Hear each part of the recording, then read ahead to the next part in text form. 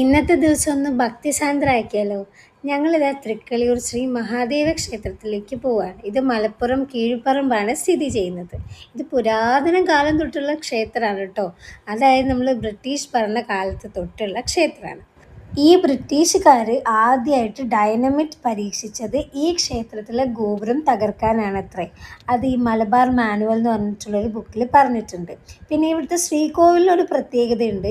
ഈ ശ്രീകോവിലിൻ്റെ ഉള്ളിൽ 2 ഇടനാഴികളുണ്ട്. അതിനകത്ത് കിഴക്കോട്ട് ദർശനമായിട്ടുള്ള മഹാദേവനും പടിഞ്ഞാറോട്ട് ദർശനമായിട്ട് തൊട്ട് പുറകിൽ തന്നെ പാർവതിയുണ്ട്.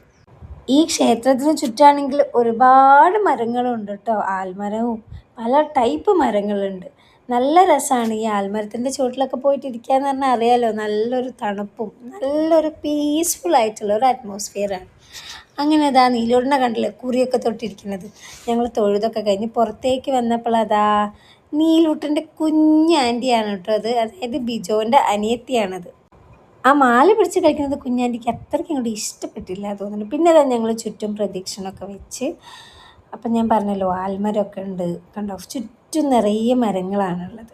പിന്നെ ഞങ്ങൾ കുറച്ച് വീഡിയോസും ഫോട്ടോസൊക്കെ എടുത്ത്, പണ്ടത്തെ പോലെ അത്ര എളുപ്പമല്ല ഇപ്പോൾ ഫോട്ടോസും വീഡിയോ ഒക്കെ എടുക്കുന്നത്. പിന്നെ അതാ ഞങ്ങൾ വണ്ടിയൊക്കെ എടുത്ത് വീട്ടിലേക്ക് പോകാൻ വേണ്ടി പോവാണ്. അപ്പോൾ ടാറ്റാ.